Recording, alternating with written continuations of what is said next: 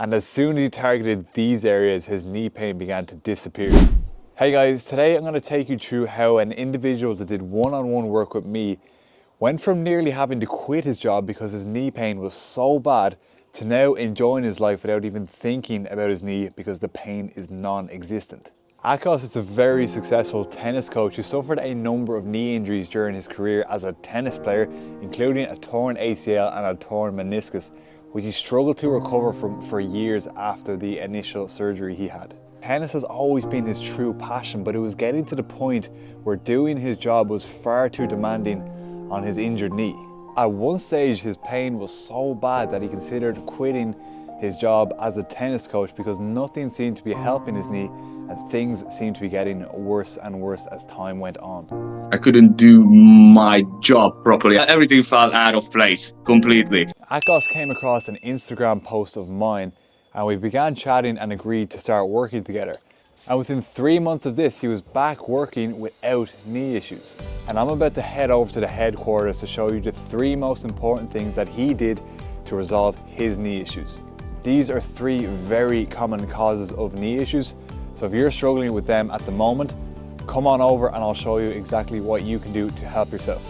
So there's 3 areas that I focused on particularly with this individual, and I see these 3 areas being a very common cause of knee pain in a lot of other individuals as well. The first one is that the area towards the back of the knee here, the hamstring, is particularly weak compared to the front of the knee in the quad area. And to understand why this is important is when you have a knee injury, it's important to build up the area surrounding the knee. And for this individual and for many other individuals, the reason that they stay in pain for a long time is because they focus too much on building up the front area surrounding the knee, such as here in the quads, without developing the back area, such as the hamstrings. And this was the case for this individual. I want you to think about it like a bike for a moment. If you're on a bike, you ideally want the front tire and the back tire to be the same strength. If your front tire is far stronger than your back tire, it's going to mess with the mechanics of the bike. Just like if the front of your leg is way too strong compared to the back of your leg, it's going to mess with the mechanics of your knee. This is my favorite way to build strength in this area and ensure that it doesn't cause further knee issues. So I'm going to put the exact plan with this that I want you to follow. But before that, I'm just going to show you what the exercise is. So it's not a typical hamstring curl where you come up and just come down. What I want you doing is I want you to come up with 2 legs, take one leg off, and then come down for 5 seconds with the left leg first. Then you're going to come up again with both legs. Then you're going to come down for 5 seconds with your right leg this time. Repeat this 6 times on each leg. And the reason we're doing one leg at a time is because we don't want one hamstring being stronger than the other. So for the next 10 days, I want you to do this every second day. And after 10 days, I want you to add 5 kilos to the amount of weight that you're lifting. And rather than doing 6 each leg, I just want you to do 4 each leg. I'm gonna leave a plan here so you don't need to remember all this. You can just take a screenshot and I'll also leave it in the description. The idea here is to gradually load your hamstrings under different weights using different reps. You'll notice that you're a whole lot stronger and then you'll know you're going in the right direction when it comes to building this area, which is an extremely common cause of knee pain if it's underdeveloped. I've made an easy format that you can use to track this for yourself and ensure that you're on the right track. The next area that we focus on is this area that's just below the knee in the shins, and these muscles act as security guards for your knee. This is because when you think about all the force that comes through your legs when you do acts such as running, slowing down, or landing from a jump, if you don't have this area developed, all that force is going to come up through your shin and into your knee. If you've done this for years, you can imagine that there may be a bit of wear and tear within the knee. Something we can do to protect the knee a little better is develop this area, and this is exactly how you can do that.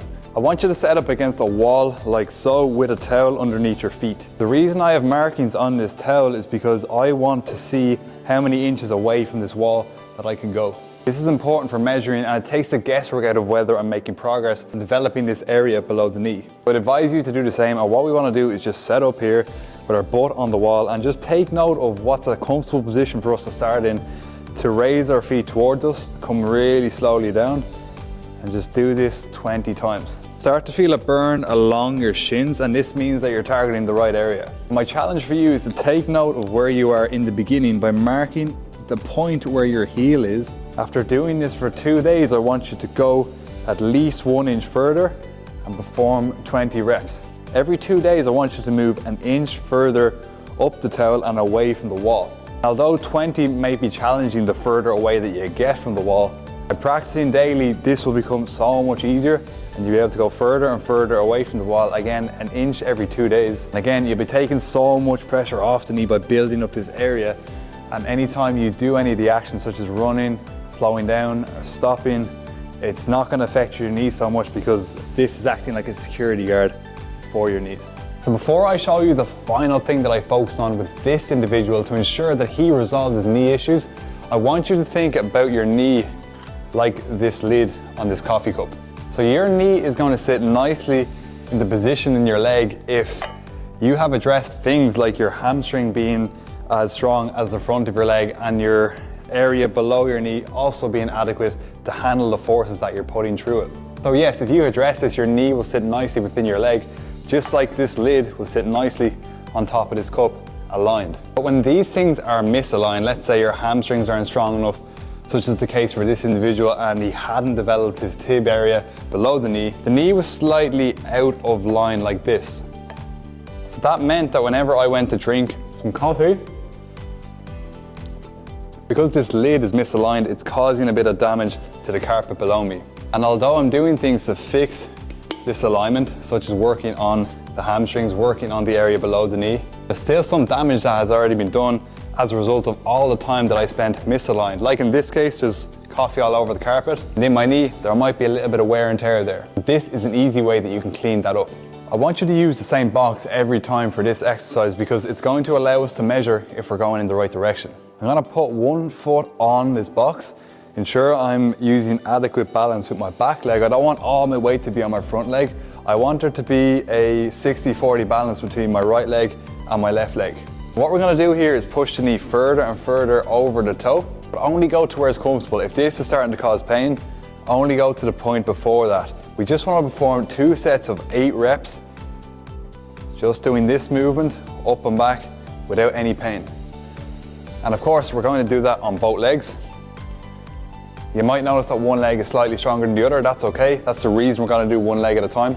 As this movement gets easier and easier by doing it every second day, you'll notice that your knee is able to travel further and further over your toes. You'll know that you're getting stronger. You'll know that you're repairing some of that deep structure within the knee that may have been damaged as a result of other parts around your knee being misaligned for extended periods of time. And one thing that you can do to ensure that you're moving in the right direction is getting a caliper such as this one and measuring your starting angle. Your starting angle to see what's comfortable, the furthest that your knee can stretch over your toe without pain. So let's say the first time that I start doing this, I can only get to this distance, such as 104 degrees in this case. By doing this every second day, twice on each leg, 8 reps, I can remeasure in 5 days time and expect to extend over the toe a little bit more. So if you started at 104 degrees, now you're at 109 degrees. The more comfortable your knee gets as this angle increases, you'll know that you're repairing this deep structure within the knee, and you'll know you're going in the right direction to resolving your knee issues. You'll know you're cleaning up some of the mess that was left over from years or periods of time that you spent with your knee being misaligned as a result of your hamstrings being weak or the area below your knee being underdeveloped. Just to recap, this is the workout that you can do over the next 10 days to move in the right direction to getting rid of your knee issues if this individual story resonates with you. It's worth noting that these exercises aren't directly specific for this individual, and I use these with a lot of people who report knee issues. So regardless of if your history is similar to this individual or not, these 3 exercises can help you tremendously.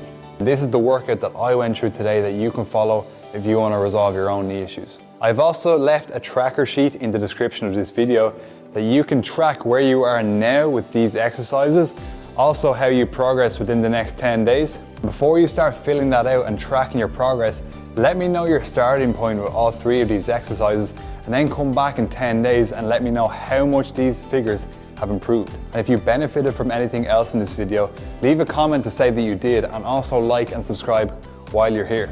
Feel free to also send in any questions or comments that you may have, and I'll ensure to reply to all of them. Thanks guys, see you in the next one.